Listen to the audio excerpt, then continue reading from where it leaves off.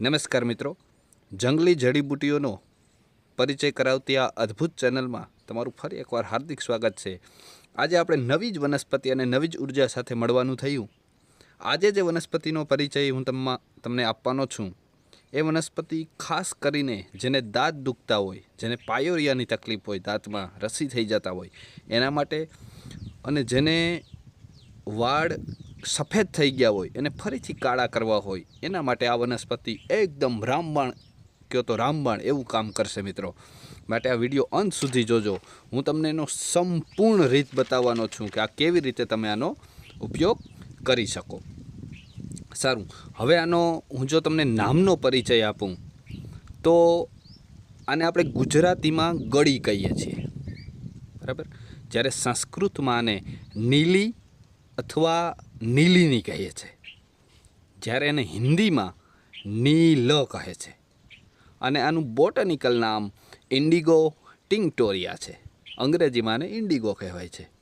ખૂબ જાણીતી વનસ્પતિ છે અને આ વનસ્પતિ ગુજરાતના ઘણા ખરા વિસ્તારોમાં જોવા મળે છે, ઘણી જગ્યાએ થાય છે, બરાબર। તમે આને કેવી રીતે ઓળખી શકો એના માટે જો હું સામાન્ય તમને આનો પરિચય કરાવું તો ગળીના છોડવા ચોમાસે આપોઆપ ઘણા જ ફૂટી નીકળે છે અને 2 થી 4 ફૂટ જેટલા ઊંચા હોય છે। જો ગળીમાં મિત્રો એક ખાસ ધ્યાન રાખવામાં 2-3 અલગ અલગ જાત આવે છે। એક એવી જાત આવે છે જે ઊંચી થાય છે થોડીક 6-7 ફૂટ જેટલી, આમ એક એવી બેઠી આવે છે, બરાબર। એટલે ખાસ એમાં ઓળખતા આવડવું જોઈએ। એટલા માટે હું તમને ઓળખતા કેવી રીતે આને ઓળખવી એ પણ હું કહીશ તમને આગળ।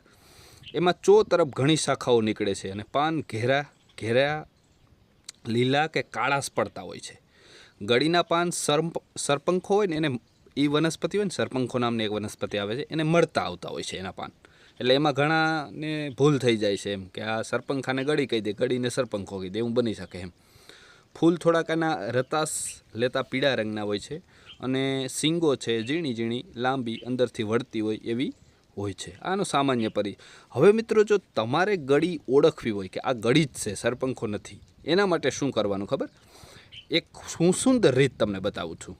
એનું પાન લઈ લેવાનું, બરાબર। આમ પાન હાથમાં લઈ અને હું જેમ વિડીયોમાં તમને અત્યારે બતાવી રહ્યો છું એવી જ રીતે તમારે કરવાનું છે, બરાબર। એને તમારે આમ તોડવાનું છે અને તોડશો એટલે જો સીધી રેખામાં પાન તૂટે ને, એકદમ સીધી, બરાબર, તો તમારે સમજવાનું કે ગળી છે, અને ત્રાસા વાકી એમ તૂટે તો તમારે સમજવાનું કે આ સરપંખો છે અથવા બીજી કોઈ વનસ્પતિ છે। આ ગળીની પહેચાન છે કે એને તોડો એનું પાન એટલે સીધી રેખામાં તૂટે, જેમ તમને વિડીયોમાં બતાવ્યું એમ, બરાબર। અને બીજી આની મારું ઓબ્ઝર્વ એવું છે કે આના ફળ હોય ને એ ઉપરથી તમને ઓછા દેખાય, બરાબર। ઉપરની સાઈડ તમે જોવો તો એના ફળ મતલબ એની શીંગો ન દેખાય, એને તમે છોડને ઊંચો કરો ને એટલે નીચેની સાઈડ તમને એમ લાગે ઓહો અસંખ્ય ફળ હોય છે, બરાબર। આ 2 રીત તમે જોઈ લો ને આવું તમને દેખાય એટલે તમારે સમજવાનું કે આ ગળી છે, બરાબર। આનો સામાન્ય પરિચય હતો। હવે આપણે મહત્ત્વના એના ઉપયોગ જોવાના છે કે આના ઉપયોગ ક્યાં છે, બરાબર। હવે પહેલો ઉપયોગ છે એ હું દાંત ઉપર તમને કહીશ કે જેને દાંત દુખતા હોય ને મિત્રો, આ સોઢલ ઋષિના કહેવા પ્રમાણે આ પ્રયોગ છે, બરાબર। સોઢલ ઋષિએ કહેવા પ્રમાણે આ એક પ્રયોગ છે।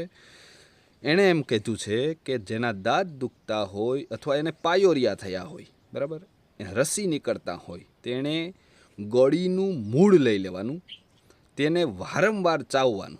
ગળીનું મૂળ કાઢી એને આપણે જેમ દાંતણ કરીએ ને, જ્યાં દુખતું હોય, જ્યાં રસી થતા હોય ત્યાં તમારે ચાવવાનું, એટલે એનો રસ ત્યાં જાય એ રીતે, એટલે તમને એકદમ સારું રિઝલ્ટ મળશે, બરાબર। અમારી એક વિનંતી કરવા માગું છું કે જો તમે મિત્રો આ ચેનલમાં નવા હોય તો નીચે જે લાલ કલરનું સબસ્ક્રાઈબ લખેલ છે એ દબાવી દેજો। અમે આવા અવનવા વિડીયો, અવનવી વનસ્પતિનો પરિચય તમને આપતા જ રહીશું।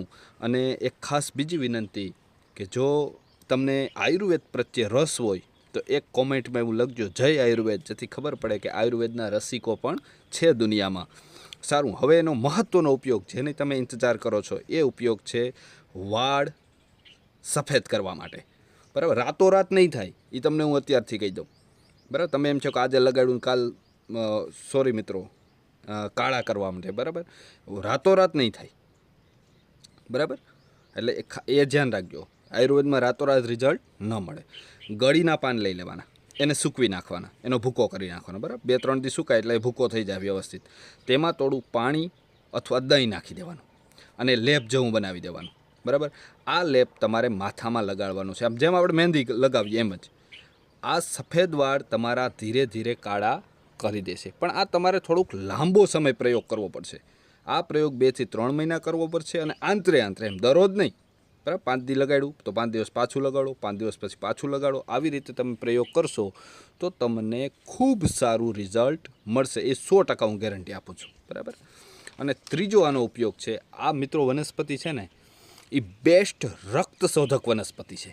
હવે તમને એમ થાય કે રક્તશોધકનો એક આખો વિડીયો બનાવી શકીએ આપણે, જો બનાવવો હોય તો. પણ હું તમને એક કહું કે તમારા શરીરમાં કોઈ પણ પ્રકારનું ટોક્સિન ગયું હોય ને, ઝેર ગયું હોય ને, આપણે ધીમા ઝેર હોય ને, દાખલા કે યુરિયા દવાઓ છાંટીએ, ધીમું ઝેર છે.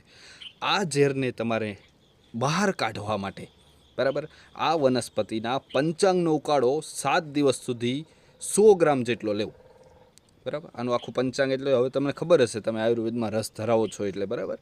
એનો પંચાંગનો ઉકાળો તમારે 7 દિવસ 100 ગ્રામ લેવો, એટલે કોઈ પણ પ્રકારના ટોક્સિન હોય એને બહાર કાઢવા માટે આ ખૂબ ઉપયોગી છે. એટલા માટે આને બેસ્ટ રક્તશોધક વનસ્પતિ આયુર્વેદમાં ગણી છે. આના ખૂબ સરસ મજાના ઉપયોગ હતા મિત્રો, અને આવા જ અવનવા ઉપયોગ અમે તમને વારંવાર આપતા રહીશું. માટે અમારી ચેનલ સાથે જોડાયેલા રહેજો. અને વધુ માહિતી માટે અમારી એક ટેલિગ્રામ ચેનલ પણ ચાલુ છે, એની લિંક હું તમને ડિસ્ક્રિપ્શન બોક્સમાં આપું છું, એમાં પણ તમે જોઈન થઈ શકો છો. મિત્રો, અમારી મહેનત જો સારી લાગે તો વિડીયોને એક લાઇક કરીને જરૂર જજો, જેથી કરીને આવા અવનવા વિડીયો બનાવવા માટે અમને પ્રોત્સાહન મળે. તમારો ખૂબ ખૂબ આભાર. જય જવાન, જય કિસાન.